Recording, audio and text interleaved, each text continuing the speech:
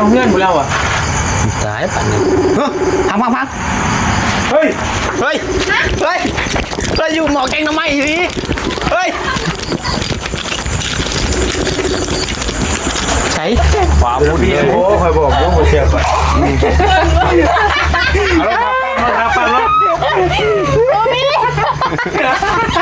ปังรถครับเจ้าหาเบิ่งดีๆก่อนเราโมโหไรแบบเอาไม่ฮะอยู่นี่แหละบนฟ้าฉันเดินบน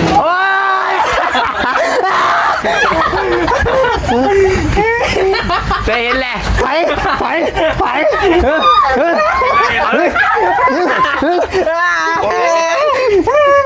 เนาะเจอแล้วลุงน้องกินเลย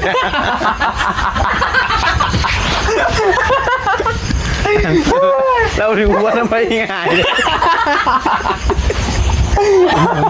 โอ้ยผมเคยเก่งมาไม่ช้า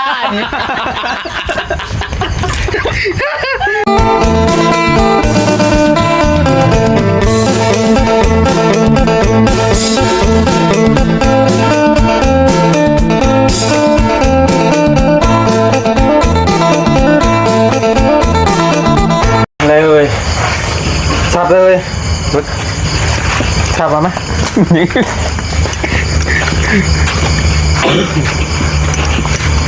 ชับไหมอย่างเด้เอามันสัตว์เด้อคำโลปลายเนี่ยเป็นยังไงนี่นั่งอย่างนี้ก็เจ็ดจังเด่นนี่ฮะโอ้ดึงขึ้นรถนี่น่าเกลียดแท้นี่คำละเอียดแน่เนาะ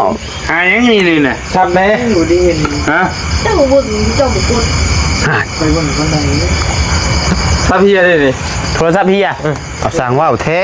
มึงดูอยู่กันครัวน่ะเอ๊ะโดนเพราะว่าอยู่กันครัวอย่างนี้ยังไงวันนี้เนาะ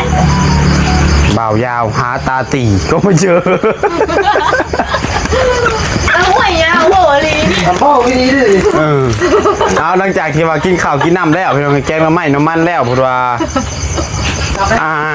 คือกระทึกนึกน้องบ่าวยาวยืนขั้วนะโมมี่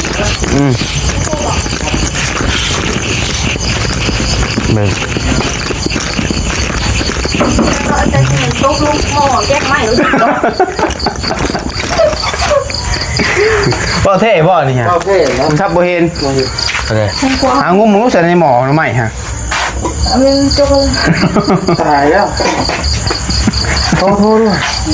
ฮะเสร็จได้เลยเสร็จไหนก็ได้โทษเอาโทรศัพท์เจ้าหน่อยนี่ได้คือบ่โทรลืมไว้เราจะผ้าสักเดือนเสร็จเรื่องจริงบ่นี่ผ่านจอเจ้าคือโทรหาเฮาอยู่สักกี่นี่ฮะโทรยุ่งแต่มันก็คือโทรเบิ้งเฮ้ยหลายเครื่องเนาะก็คือบทโทรเบิ้งเท้าวุ่นวายแล้วบาดพี่น้องเลยเนาะคือบทโทรเบิ้งโทรเบิ้งแม่คือกระทึงนึกน้องบาดพี่น้องเลยโทรเบิ้งบาดวงไข่ไอ้เงาไอ้รีบแจ็คบ่มีของเรามีการแข่งกันคนแบบนั้นไปใส่เงาจะกับไปเงินคั่วเลยกับเจ้าหนังนี่ดื้อมาดีจังเลยเนาะเหมือนตกลงหมอเก่งใหม่ดูจังไงว้าวโทรศัพท์มันจะเสียบมันนวลน้ำมันไปจริงดินอนยาเขาอยู่พื้นนี่จันยังเลยฮะปึ๊บเงา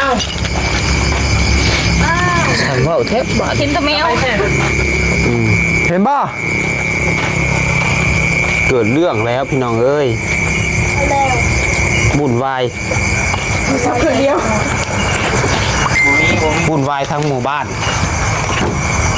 เราหมักนอนอยู่นี่เอาเรื่องเท่เลยนี่พี่น้องเนาะมันเป็นคนเท่เลยพวกเรายังไปนำหาเลยจะจมควันเด้อไม่อยู่คอเด้อ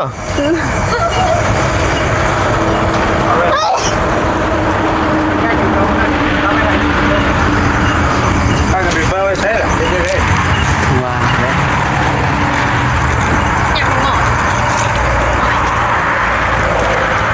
แล้วยังงงนี่นะโบ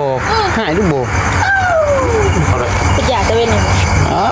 บัดทา ามไปตลาดอยากกินยังบ่ เรายันจะ บ่ ยันจะเสียงดัง บ่ได้ร้ายดอกมื้อนี้ร้านปลายหนึง เนาะ5 มื้อละ20เหรียญนะ5 มื้อละ2เหรียญนะ หาเงินมื้อละแสนใช้มื้อละล้านได้หลายเลยกินหลายพุ่นเนาะถ้ามันบ่ได้แล้วก็หาตูดหายังไปดีแหล้วยังมาได้แล้วก็กินหลายพุ่น เอาเว้ย อ่า เป็นยังไงเนี่ย โอ้ เราคือบ่โทษเนาะความจริงเนาะ เขาเสื่อมตัวเองมัน อ่า บ่ยาว เฮ้อ เราคือบ่โทษเบิ่ง เอาหมูโทษให้นี่ เอาเฮ็ดตัวไหนล่ะก็บอกคือบ่บอกแหละ ต่อเฟซ เฮ็ดได้ก็ได้ มันเชื่อมกันบ่อินพันนะบ่ จ้า มันเห็นได้ดี เด้ เฮ้ย บ่มันเชื่อมกันเครื่องนั้นเอาปิดเสียงเครื่องนั้นก่อนบ่อยู่ได้อยู่นี่ ผู้เห็นน่ะ แถวเพื่อนพวกเราอ่ะ ตายปันนี้พัง เฮ้ย เฮ้ยเราอยู่หมอแกงน้ำไม้อยู่นี่เฮ้ยใช่คือได้ยินป่ะเฮ้ยดูดีโอ้ยคงพันนี่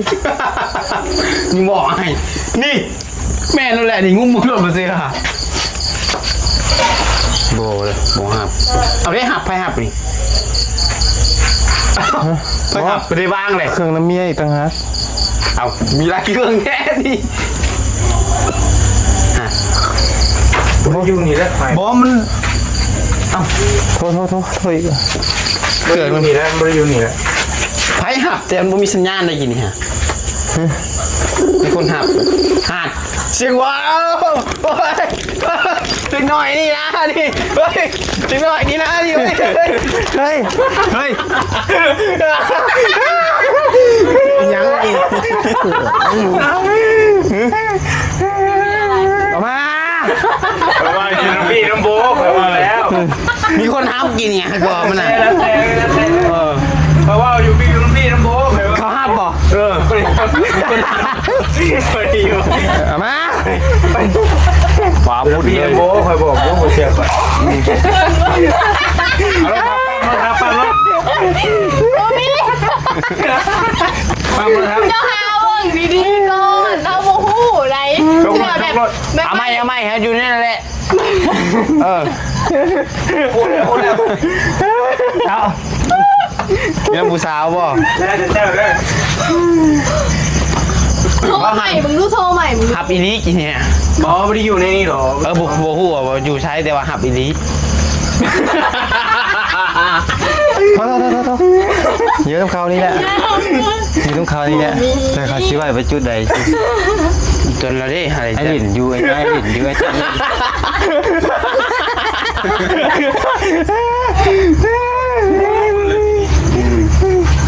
เฮ้ย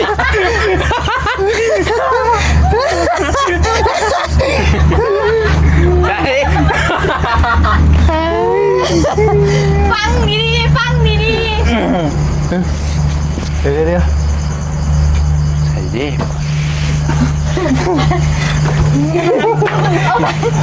ไม่ออกไปได้เลยโมนี่จอมันแตกได้เฮ้ย บีบแล้วไงบีบแล้ว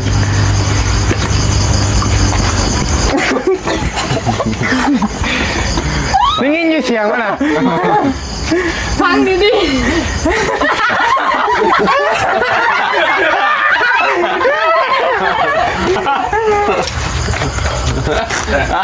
ใคร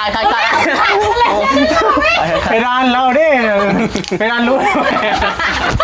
นั่งลุ้นบ้า เอาพังเลยตั้งใจ ลูก ตั้งใจพัง ลูก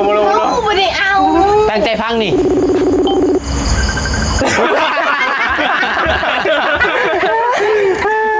พอมือตัวไหน นี่เลยนี่ค่ะ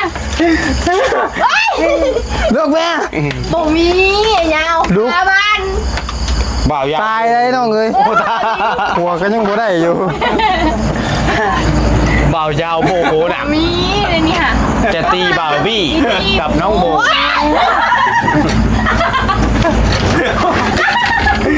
ยังตกลงอ่ะ ไม่ ไม่ใช่เทวดาเดินบนฟ้าฉันเดินบน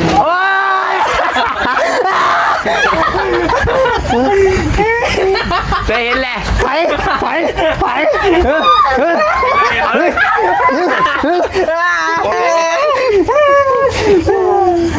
เอ้ยแม่ตาแตกกันดิไปคือเด็กเอาเนาะ ไปเป็นคนเห็ด บ่ฮู้ดีเรื่องนี้นะ มา เอาเงินไหนไหนเห็น คือก็มาไม่เงิน เอาค่อยเห็ดเองค่อย ร้อย ทำไมมันถากมันมีคนเดียว ก็เชี ซี ยว ไพกะซีไพกะ ค่อยก็เชียดบุญอ่ะ เห็นรู้ไหนใกล้เห็นรู้ไหน เราบอกแล้วว่าเป็นยังดอก ไปใส่ตัวซับเสียกับเจ้าเห็น กันเสียแท้กับเรา เอาเงินให้แม่บัดเอาเงินมาให้แม่ หายใครนะ บอโทรศัพท์น่ะว่าลีมันไม่ได้อยู่นี่ลีแต่ว่าคอยไปจับมา จะมาใช้แบบนี้ ใช่ไหมใช่ไหม และ โอ้ อยู่โต๊ะโอ้ จุดตัวยับมายัง เอาเนาะ เอาจะว่า คอยก็เป็นคนเห็น เดี๋ยวเงินให้ ก็ค่อยเห็ดเองค่อย ถ้าคอยบอกมาเจ้าเห็นดอกมันตกลงหัวโอ้ ดูมันมืดโอ้ เคยจำได้อยู่เคยเห็นอยู่ โอ้ยเงาเลยทั้งตัว โอ้ ใจ ไอ้หมอยเป็นคนนี่เนาะ ลูกพ่อ อะไรนี่เบลนี่โบนี่ก็เห็นน้ำกัน มันไปอยู่นี่ลีโทรศัพท์นะเขาจะ ไปด้วยกันเบิ้ลๆเนาะ โตหัวว่าค่าเลยมันแพงกว่าชีวิตโตพูดได้ไหม ก็รีวะเท่าไรนี่ อันนี้ว่าจักบอกพาละไงบักยังกระยานะ พอคำ1 กิโล มีแผนคำผู้จะมีข่อยบ่ น้องเล่เขาคำ1 กิโลก่อนพี่น้องบึ๊บ1 2 3 แทน อันนี้เห็นบ่ อันนี้กระยาเฮากว่า เอาพอใจในสิ่งที่เรามีเห็นบอก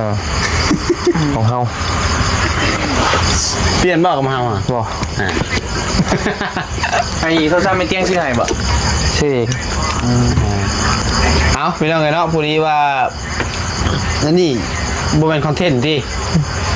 เสียอีหลี แต่ค่อนยังได้หมูเสืองเฮา บ่าวบี้รวมพวงกับน้องโบกำจัดบ่าวยาวออกจากชีวิต เลือดเท่าตุนออกเลย ตนเด้ ถ้าไปเหยียบตะปู อาอุตส่าห์เห็ดกับข้าวให้กินบ่แซ่บๆเนาะ ตัวเดียว เฮ็ดกินจนเหือนย่อยหอยย่าง ตัวเดียวนั่นแหละ โอ้ย มาเครียดดีได้นี่แต่เมื่อแล้วป่านนี้เราเครียดแล้ว อย่าไปไอ้ แต่เมื่อแล้ว ไอ้อย่าไปอย่าไปไอ้อย่าไปอย่าไปอย่าไป เราเครียดดีได้ป่านนี้เราสิโดนมันคั่วพุ่นมันเฮ้ยถูก ดีกว่าดี เฮ้ยถูกกันนอกทีมิกนี่ เอาพี่มาง้อแม่พี่ง้อแม่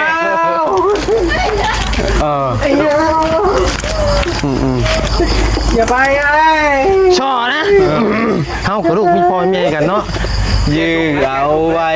ซ้ำใดบ่อาจ เกี่ยวอะไรส่งครับ เมื่อแล้วไอ้เมื่อรถ เอาไว้นี่ก่อนยังเขา เอาบ่เมื่อบ่ เขาสิเสื่องอีกลืมเสือเอาเสือก็ ใหญ่เลย เกิดเป็นเมียให้เนาะเมื่อโอ้ย โอ้โหแง่โต้อีกเลยยังไง เบิ่งไล่ลี่นี่ แก เบิ่งไล่จะ โอ้ นี่ หา เนาะ ทองเจ้าไล่หวยแล้วเจ้า เอาพี่น้องเลยเนาะสบายดีเด้อสบายดีบ่ได้พากันหาอันนี้พี่น้องเลยโดยไม่ได้อิ่มอยู่บ่ บอกต้องใครลืม ให้ตะกร้าเสื้อ โอ้ย อะไรอ่ะไม่นี่ไม่ไหนวันนี้ไม่คงปล่อยได้ โมเมนต์ก็ว่ารถเอา ทีมรอด ไม่ใคร ไปคิดมากหาโทรศัพท์สิ ไปชิมมากหาโทรศัพท์ ใช่เลยน้องบี้ชื่อของบ่อน่ะโอ้ย เด็ดเสียแล้วเนาะเราอุตส่าห์แกงใหม่บ่แซ่บ เพื่ออะไรใครย่อย ไปน้ำกันมันมือพร้อมได้มื้อนี้เนี่ย มือได้มันไปน้ำกัน เสียผมแบบไปนำกันลายเลยสิ ผู้หน้าบ่ฮู้ใจแท้เลย เริ่มแล้วฮะเราเครียดดีเลยฮะ ฮะ เรื่องหาเราบ่เว้าเลย แล้วให้ ไม่ใช่ น้ำตาลูก เอาบ่ได้แม่นว่าตัวใดพี่น้องเราเครียดดีเลยฮะ ตั้งขาแล้วครับ เราเครียดตางหมู่เลยฮะ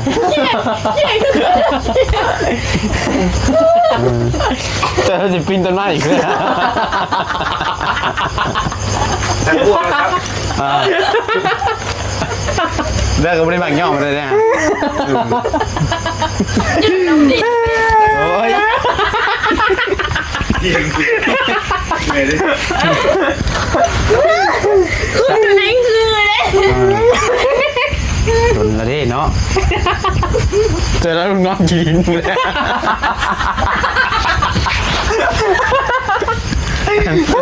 เราถึงว่าทำไมง่ายเลยโอ้ยผมเจอเก่งมาไม่จัดจ้าน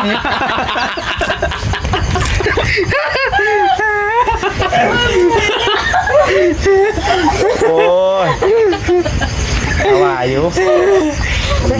บัตรโกนซาเราบริบาลเนี่ยพาทอพอจะชิงให้โอ้ยนี่เนาะเอาไปลองเลยเนาะเรื่องห่านข้าน้องโบกับมืออื่นก็จะว่าแล้วเนาะ โอ้เราบ่ได้บอกนำเลย เชื่ออยู่เรียบร้อยไม่ใจผมก็ได้ เป็นได้แม่ฮอดเลยบ่ อาจจะหอดแล้ว ทูทามึงขึ้นดูนะฮอดแล้วบ่สิ แม่ ฮอดใส่แล้ว ซับก็ได้มันจะไปเกย แต่ลองโทรดูโทรหาไปเจอก็ได้มันถามไทยมึงดูเป็นอะไรฮอดมาปลายทาง ไปจังโมงไปได้4 โมงอ่ะบ่มีดแล้ว คอยลืมมาเบอร์คอยหายเนาะมีเบอร์ไทยอยู่ยังบ่เบิดจัง มันต้องสมัครอีกหุ่นอีก บ่ยังบ่ได้เบิดคอยไปอัน ได้ ทีมรายเดือนบ่ แม่นคอยไปอันพาเมย์ไปหมอกินี่เขาตั้งเดือน500 บาท500 กว่าบาทบ่400 กว่าบาทคือเราสิได้อยู่ดนก่อมันไม่ถามแล้วบาทของแท้เรามาจะบอกเขียนเมียเนี่ยจักอันนี้บ่จะว่ามื้อแรกเราสินอนเปรนี่เลยบ่จักนี่แล้วเราบ่ได้เครียดเราบ่ได้เว้าจังได๋อย่าแล้วใช่เราเครียดแล้ว แต่เราเมียเรามา โทรบ่ได้ใช่ใช้มีสัญญาณเป็นมินิทเนาะ เลย น่าสิฮอดละติ แต่เว้นโมงเลยตอนนี้ หอดแล้วเราเลยแบบประมาณ8 โมง ไปแต่เว้นพุ่นน่ะ ซอดแล้วมาหอดก็เติมโมงแล้วเนาะ 100 กว่าลักบ่ ร้อยปะแม่น2 ชั่วโมง 30 นาที แค่100 กว่าลัก 2 ชั่วโมง 30 นาที ซ้ำไปถ้าแขกซ้ำไปคุณกองแรงประมาณนี้ โดยจัด 150 ลัก มือแรงชงไอ้น้องนอน2 คนบ่บ่ย่านบ่ ยันอยู่แต่สู่ได้ ย่านอยู่แต่ก็สู้ได้ย่านอยู่แต่ก็อยู่ได้ ป้าหัวจนอันไหนเว้ย ได้ มาแต่งคอยแม่คอยสิมาอยู่เป็นหมู่ พี่ไม่ นะ พี่ โอ้ยมีแต่อยากได้ฟรี ถ้าคนยังได้พี่ แล้วฟรีกับฟรีจ้ะบ่ทหารบ่เอาบ่ทหาร ทหาร ให้ทหาร เนี่ยนี่สิเป็นทหารให้จากมือ2 มือตาม3เมมา ประตูหัวคืออะไร ย่างประตูหัวพวก ได้คือกันดึกๆกับยามประตูหอ แต่ก็จะอัดปงเยี่ยมด้วยติ ใครไว้ปองนึง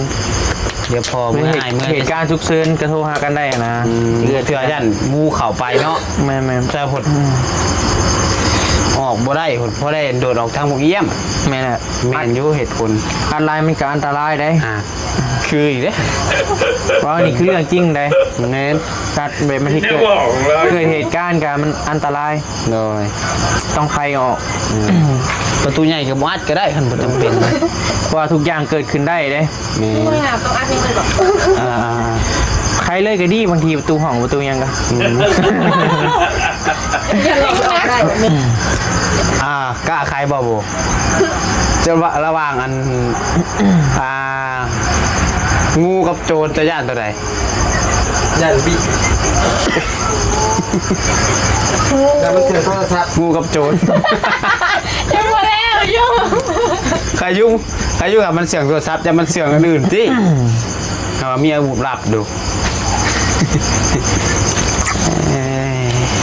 เอาพี่น้องเนาะก็คือสีฮอดแล้วแหละเบิ่งชงก็ได้ โดน กะผลว่าประมาณ2 มื้อติ2 มื้อเนาะเราทางเบิ่ง ที่ฮอดแล้วฮอดแล้วแหละ เลย พอได้ป่ะ แมันบอกชื่อหัวยาว พูดแล้ว